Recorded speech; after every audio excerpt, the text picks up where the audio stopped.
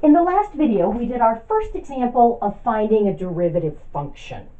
So I've got up here on the board two pictures that are meant to be the same function, although they're not identical because I can't draw that well. Okay, I used this picture to remind us of the formula that we've been using to find the derivative at a particular point.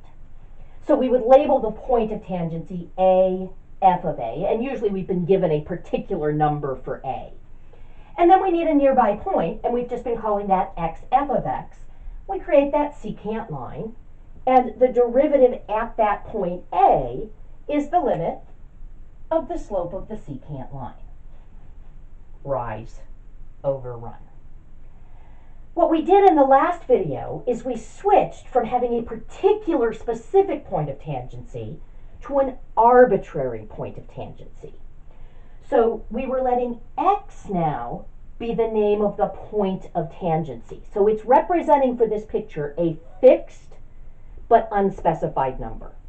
So it's not like I'm telling you it's 2 and all your work is valid only for 2. All of your work is valid for any x value in the domain of this function. This is representing my point of tangency. It's not going to be moving.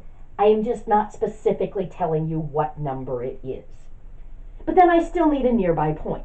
And we had to name our nearby point differently because we'd already used up the name x f of x. So we switched to describing it in terms of its signed distance from x. So we let the x value of the second point be x plus h. That way h is just the signed distance between my x values. In other words, h is the run when I go to create my secant line. Okay. Now, here I've drawn x plus h to the right of x. That means for this particular picture, this h is representing a positive number. In our last example, x plus h was to the left of x. That's because h is a signed number. When it's negative, x plus h represents a point to the left of x. Again, we create our secant line, and then the derivative is just the limit of the slope of the secant line. And this formula should look familiar. The slope of this secant line, we also call that the difference quotient.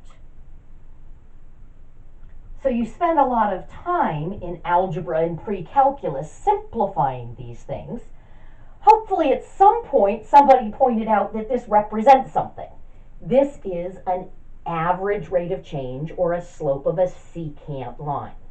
And when we take the limit, we get the instantaneous rate of change or the slope of the tangent line. And this then is our derivative function. Okay. Now, I could certainly adapt this formula if I wanted to find the derivative at a point.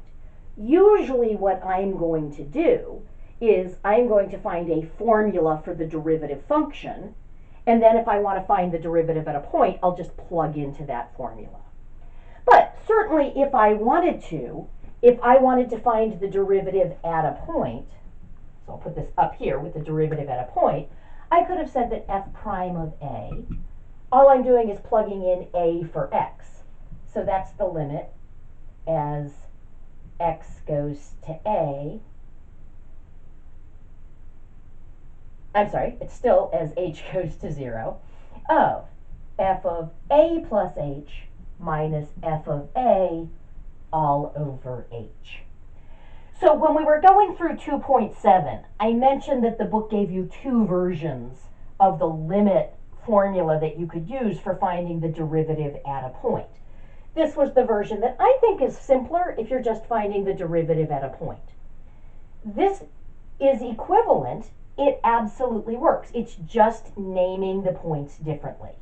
Instead of naming the second point x f of x, it would be naming this point a plus h f of a plus h.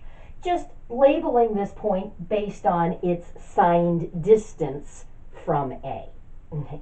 So that's perfectly acceptable. I didn't introduce this in the last section simply because there was no need to come up with a more complicated name for our second point, because we hadn't already used the name x f of x. But you can certainly adapt this version if you prefer to use this version even for finding the derivative at a point by using the limit definition of things.